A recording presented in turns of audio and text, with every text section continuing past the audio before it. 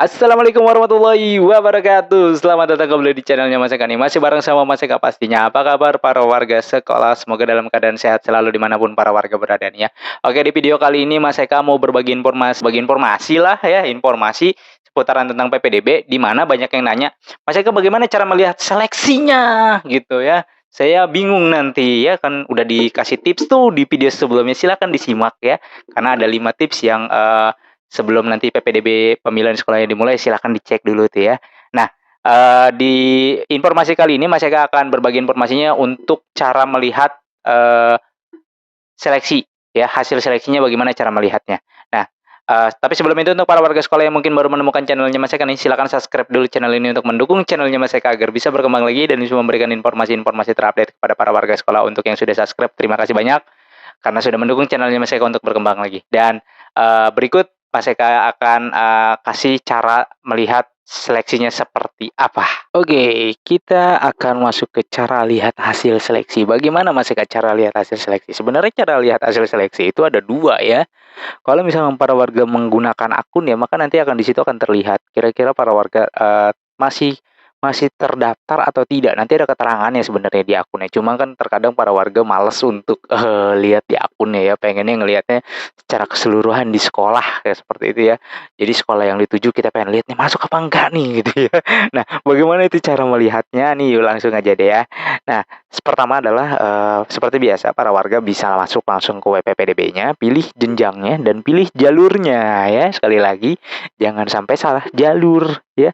Jalurnya dipilih terlebih dahulu, jenjangnya juga jangan sampai salah jenjang ya. Jalurnya jalur apa nih? Misalkan yang akan, dilakukan adalah nanti di jalur prestasi, maka pilih jalur prestasi untuk jenjang SMP dan SMA ya, serta SMK.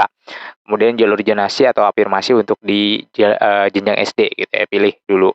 Nah, setelah memilihnya, maka, ini masih akan contohkan untuk di jalur, ini zonasi SD deh ya, contoh. Pada dasarnya nanti sama aja mau di prestasi, mau di afirmasi, mau di PTO ataupun mau di, zonasi itu sama aja caranya ya. Jadi ketika sudah masuk ya ini karena Mas Eka pilih jalur zonasi contoh, nah di pojok sebelah kanan itu ada yang namanya seleksi. Itu diklik ya, yang ada, gambar tanda panah dan angka 19. Kalau misalkan yang, menggunakan handphone, dia biasanya ada di sebelah kanan ya. Jadi kotak 3 itu diklik aja nanti akan muncul seleksinya juga gitu ya. Nah itu, diklik ya, setelah diklik tampilannya akan seperti ini. Muncul nama-nama sekolah yang, pengen dilihat seleksinya. Nah, kita tinggal klik aja atau tinggal pilih sekolah, yang kita tuju. Contohnya misalkan di sini Mas Eka ngambil SD Ancol 01 Pagi gitu ya. Diklik aja sama Mas Eka, ya. Ketika diklik maka nanti akan muncul tuh, seleksinya seperti ini ya, hasil seleksinya. Nah, untuk melihat hasil seleksi ini kan hasil seleksinya, karena ini kan hasil seleksi final ya, ini arsip gitu ya, arsip yang tahun lalu. Dilihat di sini status datanya ya. Kalau misalkan nanti, saat running gitu ya, dia akan ada keterangan di sininya sementara. Nah, sementara kemudian waktu update-nya kapan, nanti akan terlihat di situ. Waktu update-nya misalkan, 10 menit sekali dia akan update gitu, nanti akan tergeser. Nah, ketika misalkan para warga sudah melihat seperti ini ya, seperti seperti ini nih sudah melihat, kemudian para warga, "Oh ternyata ada di nomor 2 nih." Terus begitu dicek lagi nih 10 menit kemudian di-reload, kemudian, update, tiba-tiba hilang, nggak ada nih." Nah, itu buru-buru para warga bisa langsung milih sekolah lagi tanpa harus menunggu hari esoknya, gitu loh. "Oh bisa ya Mas?" Bisa. Itulah pentingnya kenapa, pilihan sekolah itu adanya di urutan pertama gitu ya, agar tidak kabur di urutan kedua ataupun di urutan ketiga, sehingga dia dapat tetap posisi di pilihan pertama. Karena pilihan pertama kan mempengaruhi juga ya, selain dari usia ya, kalau untuk di zonasi gitu ya. Jadi kalau misalkan udah, hilang nih, langsung, login lagi caranya, pilih sekolah lagi, kemudian, lihat lagi seperti itu. Ini untuk yang di SD. Yang di SMP juga demikian.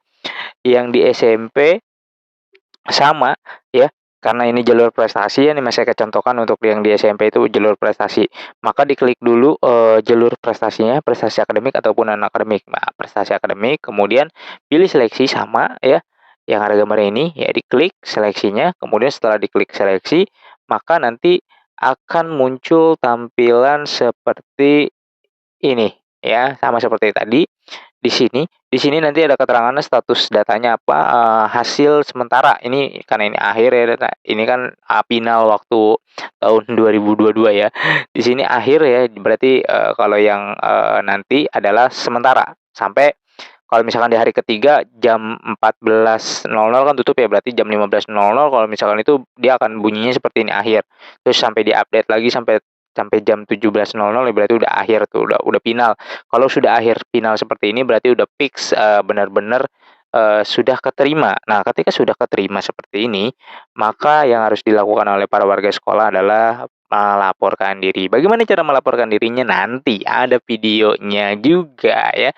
Nah, perlu diketahui kalau misalkan para warga sudah keterima seperti ini, kemudian tidak lapor diri ya, maka para warga dianggap mengundurkan diri. Nah, ketika dianggap mengundurkan diri, baik itu sengaja tidak lapor diri, baik itu sengaja maupun disengaja, maka dianggap mengundurkan diri kan. Nah, ketika mengundurkan diri ya, maka tidak bisa ikut di jalur-jalur berikutnya ataupun di tahap-tahap berikutnya sampai dengan PPDB usai. Artiannya bahasanya di blacklist gitu. Wah, jadi misalkan kalau udah keterima harus masuk dong? Iya gitu kan. Loh kalau anaknya nggak mau? Loh kalau nggak mau kenapa harus dipilih? Nah, itulah makanya kalau bisa pilih bener-bener yang bener-bener mau dimasuk atau mau diambil. Jangan jangan kayak main-main gitu. Karena di pesaing-pesaingnya itu seharusnya bisa masuk jadi terhalang gitu. Akhirnya kalau nggak lapor diri baik itu sengaja maupun tidak sengaja maka akan di blacklist atau tidak bisa ikut lagi PPDB di tahap berikutnya gitu ya. Jadi kurang lebih seperti itu para warga untuk melihat hasil seleksinya.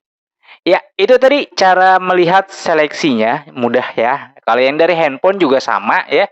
Dari handphone itu Mas Eka, lampirkan juga tuh gambarnya. Jadi kan kemarin banyak yang nanya, "Mas Eka yang dari handphone bagaimana? Itu mah dari desktopnya aja gitu atau dari tampilan layar, komputer ataupun laptop. Kalau yang dari handphone bagaimana?" Nah, itu sekalian tuh udah Mas Eka lampirkan juga agar para warga sekolah bisa, mengeceknya gitu ya. Jadi sekaligus tuh ya. Jadi dalam satu video 2 tutorial gitu ya.